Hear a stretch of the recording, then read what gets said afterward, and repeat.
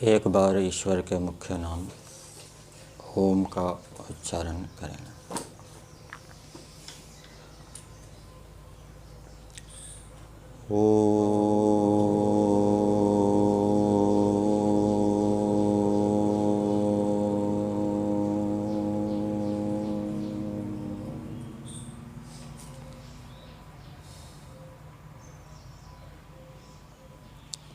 समादरणीय धार्मिक सज्जन वृंद,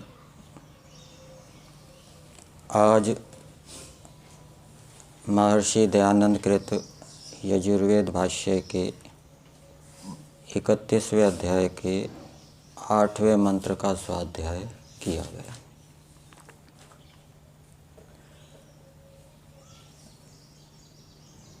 जब हम स्वाध्याय एकाग्रता से करते हैं, तल्लीनता से करते हैं, तब जैसा ज्ञान ऋषियों का होता है, जैसे विचार ऋषियों के होते हैं, वैसा ज्ञान हमारा भी हो जाता है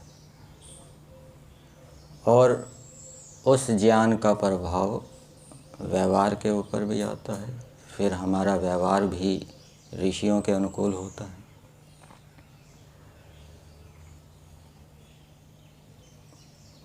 मन इंद्रियों को प्रेरित करता है और मन को आत्मा लगाता है। आत्मा महर्षि पाणिनि जी के अनुसार बुद्धि से निश्चय करके आत्मा मन को युक्त करता है और मन फिर ज्ञानेंद्रिय को प्रेरित करता है। यदि हमारी बुद्धि पवित्र होगी, शुद्ध होगी, तो जिस विषय का हम स्वाध्याय कर रहे हैं उस विषय में हमारी तल्लीनता होगी, रुचि होगी। और यदि हमारी बुद्धि मलिन होगी तो हमारी स्वाध्याय करने में तल्लीनता, रुचि नहीं होगी। इसलिए स्वाध्याय में इसका भी प्रभाव रहता है कि हमारा व्यवहार कैसा है, व्यक्तिगत व्यवहार और सामाजिक व्यवहार। ये व्यवहार यदि हमारे अच्छे हैं तो उससे हमारी बुद्धि उत्तम होगी, बुद्धि के उत्तम होने से निर्णय उत्तम होगा, निर्णय के उत्तम होने से हम स्वाध्याय है या ध्यान है उसको तल्लीनता से करेंगे। ये सारा संबंध जुड़ा हुआ है। आज के मंत्र में ऋषि दयानंद जी बताते हैं कि यह ईश्वर की उपासना पूर्वक इसमें सृष्टि विद्या का वर्णन किया गया है।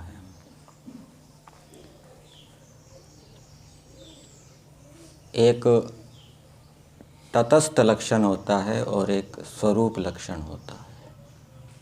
सृष्टि को जब हम उसके अपने गुण कर्म स्वभावों से बताते हैं तो वो सृष्टि का स्वरूप लक्षण कहलाता है। जैसे सृष्टि के अंदर दो प्रकार के पदार्थ होते हैं, जड़ और चेतन।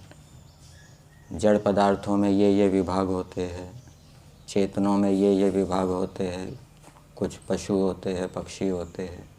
ये जो सृष्टि का वर्णन आ रहा है ये कैसा है? स्वरूप लक्षण। और जब सृष्टि का किसी दूसरे पदार्थ के माध्यम से वर्णन किया जाता है कि सृष्टि को ईश्वर ने बनाया, ईश्वर इस सृष्टि का पालन करता है, तो ये सृष्टि का कौन सा लक्षण हो गया? तटस्थ लक्षण। ईश्वर के विषय में भी ऐसा है। ईश्वर के जब अपने गुण कर्म स्वभावों के माध्यम से वर्णन किया जाता है कि ईश्वर निराकार है, चेतन है, सर्वव्यापक है, ये ईश्वर का स्वरूप लक्षण है। और जब यह बताते हैं कि ईश्वर सृष्टि को बनाता है, सृष्टि को चलाता है, तो ये ईश्वर का तटस्थ लक्षण है। तो आज के मंत्र में सृष्टि के विषय में बताया गया है कि उस परमेश्वर से अश्व, घोड़े, गाय, भेड़, बकरी आदि उत्पन्न हुए। मंत्र के अंदर शब्द हैं अश्वः, गावः, अजावयः। गो शब्द का अर्थ इंद्रिय भी होता है, पृथ्वी भी होता है, और अश्व शब्द के अर्थ भी अनेक किए गए हैं। विद्युत को भी अश्व कहा गया है, मेघ को भी अश्व कहा गया है। लेकिन यहाँ पर ऋषि दयानंद जी ने अश्व शब्द का अर्थ विद्युत या मेघ नहीं किया। यहाँ अश्व शब्द का क्या अर्थ किया है? तुरंगा, घोड़े किए हैं। और गावः शब्द का अर्थ भी ऋषि दयानंद जी ने इंद्रियां या पृथ्वी नहीं किया। इंद्रियों को भी ईश्वर बनाता है, पृथ्वी को भी बनाता है। यहाँ पर गावः से किसका ग्रहण है? धेनु, गाय, जो दूध देने वाली गाय है। तो विद्युत आदि का ग्रहण क्यों नहीं किया? तो एक नियम काम करता है जिसको साचर्य का नियम कह सकते हैं। साचर्य से राम लक्ष्मणौ गच्छतः, राम और लक्ष्मण जा रहे हैं, तो यहाँ राम से किसका ग्रहण करेंगे? परशुराम भी राम नाम से कहे जाते हैं, बलराम को भी राम नाम से कहा जाता है, और लक्ष्मण के जो भाई हैं उनको भी राम नाम से कहा जाता है। तो किसका ग्रहण होगा? क्योंकि लक्ष्मण शब्द यहाँ पड़ा है, तो लक्ष्मण शब्द के परे होने से राम से किसका ग्रहण होगा? जो अयोध्या के राजा हुए उनका ग्रहण करेंगे। इसी प्रकार से यहाँ पर अजा, अवि आदि शब्द पड़े हैं, ये पशुवाचक है। इसलिए अश्व शब्द से अथवा गो शब्द से पशुओं का ही ग्रहण करेंगे, जड़ पदार्थों का ग्रहण नहीं करेंगे। तो ऐसे ईश्वर से ये पदार्थ उत्पन्न होते हैं। इस मंत्र के भावार्थ में दिया है, हे मनुष्यों, तुम लोग गऊ, घोड़े आदि ग्राम के सब पशु जिस सनातन पुरुष परमेश्वर से ही उत्पन्न हुए हैं, उसकी आज्ञा का उल्लंघन कभी मत करो। तो ये मंत्र के अंदर सृष्टि के विषय में बताया है कि इस सृष्टि को बनाने वाला ईश्वर है, और फिर भावार्थ में दिया है कि हम ईश्वर की आज्ञा का उल्लंघन कभी मत करें। ईश्वर की आज्ञा क्या है? कि मनुष्यों को अपने गुण कर्म स्वभाव ईश्वर जैसे बनाने चाहिए। ईश्वर परोपकारी है, उपकार करने वाला है, इसलिए मनुष्यों को भी उपकारी बनना चाहिए। ईश्वर प्राप्ति के उपाय एक पुस्तक आपको मिली होगी, जिसके अंदर पूज्य स्वामी सत्यपति जी के प्रवचनों का संग्रह है। तो वहाँ पर लिखा हुआ है, भाव रूप में बताता हूँ, कि जब तक मनुष्य अपने लिए जितना कर रहा हूँ उतना दूसरे के लिए कर पा रहा हूँ या नहीं, जब तक ऐसा जीवन मनुष्य का नहीं बनता, तब तक उसको विवेक वैराग्य की प्राप्ति बहुत कठिनता से होगी। फिर आगे लिखा हुआ है कि जब तक व्यक्ति तन मन धन से दूसरों का उपकार नहीं करता, तब तक विवेक वैराग्य की प्राप्ति नहीं हो सकती। तो ये ईश्वर की आज्ञा है कि हम अपने गुण कर्म स्वभाव ईश्वर जैसे बनाएं। दूसरों का उपकार तन मन धन से करना है, और वो भी कैसे करना है? निष्कामता से। सकामता से यदि हम उत्तम से उत्तम कार्य करेंगे तो वो उत्तम बंधन होगा, बंधन में ही रहेंगे, लेकिन उत्तम बंधन होगा। जैसे किसी तोते को सोने के पिंजरे के अंदर बंद कर दिया जाए, या किसी अपराधी व्यक्ति को किसी जेल के अंदर बंद कर दिया जाए, लेकिन वहाँ पर सारी सुविधाएं दी जाए, लेकिन बंधन तो है। इसलिए ईश्वर की आज्ञा है कि हम निष्काम भावना से दूसरों का तन मन धन से उपकार करें। और यही बात नियमों के अंतर्गत जो ईश्वर प्रणिधान है उसमें बताई गई। सर्व क्रियानाम परम गुरु समर्पणम तत्फल संन्यासो वा।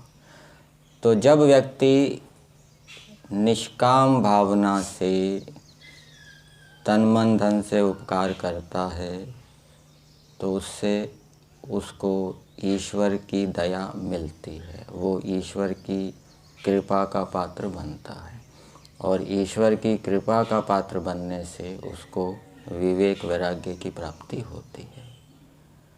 जो मंत्रों का साक्षात्कार करने वाले ऋषि है,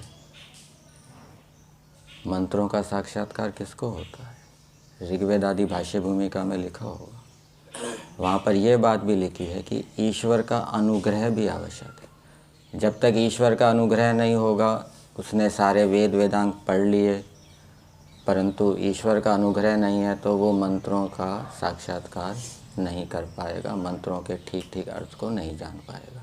इसी प्रकार से विवेक वैराग्य के विषय में भी यदि ईश्वर का अनुग्रह नहीं है, ईश्वर की कृपा नहीं है, दया नहीं है, तो हम कितना ही विवेक वैराग्य के लिए पुरुषार्थ करते रहें, विवेक वैराग्य की प्राप्ति नहीं होगी। तो ईश्वर का अनुग्रह, ईश्वर की कृपा प्राप्त करने के लिए हमें अपना स्वभाव ईश्वर जैसा बनाना चाहिए और ईश्वर की आज्ञा का पालन करना चाहिए। ईश्वर की आज्ञा का पालन, ईश्वर की आज्ञा का ज्ञान कहाँ से होगा? ईश्वर की आज्ञा का पालन तो तभी होगा जब ईश्वर की आज्ञा का ज्ञान हो। तो ईश्वर की आज्ञा को जानने के लिए वेदों को पढ़ना पड़ेगा, धर्मशास्त्र, मनुस्मृति आदि पढ़ने चाहिए और यथाशक्ति उनका पालन करना चाहिए। तो जो इस प्रकार से ईश्वर की आज्ञा का पालन करता है उसको ईश्वर की ओर से शक्ति भी मिलती है, और ईश्वर की ओर से शक्ति मिलती है तो कठिन से कठिन कार्य भी सरलता से सिद्ध हो जाता है। और ईश्वर की आज्ञा का पालन करने से एक बात और कि ईश्वर की आज्ञा का पालन कैसे करना है? प्रीतिपूर्वक करना है। ये जो आज हमने मंत्र पढ़ा, इस मंत्र के अंदर ईश्वर की स्तुति की गई है। एक दूसरी दृष्टि है, सृष्टि का वर्णन है और ईश्वर का भी वर्णन है कि ईश्वर के ये कर्म हैं। तो जितना हम ईश्वर के गुण कर्मों के विषय में जानते हैं, जितने अधिक हमारे संस्कार ईश्वर के गुण कर्मों के विषय में है, उतनी हमारी ईश्वर के प्रति क्या है? प्रीति होगी। और जब ईश्वर के प्रति प्रीति होगी तो ध्यान बहुत अच्छी प्रकार से लगेगा। और जब ईश्वर की प्रीति होगी, ईश्वर की प्रीति पूर्वक ईश्वर की आज्ञा का पालन करेंगे, तब अविद्या का जो आवरण है वो दूर होगा। और ईश्वर के प्रति प्रीति नहीं है, श्रद्धा नहीं है, लेकिन आज्ञा का पालन तो कर रहे हैं, तो उससे अविद्या रूपी अंधकार दूर नहीं होगा। इसलिए ईश्वर की आज्ञा का पालन भी प्रेम पूर्वक करना है, श्रद्धा पूर्वक करना है, तो उससे जीवात्मा विवेक वैराग्य को प्राप्त करेगा और जन्म मरण के चक्कर से छूटे। तो ये बात आज के मंत्र में बताई गई है। इतना ही रखते, बंद इसको।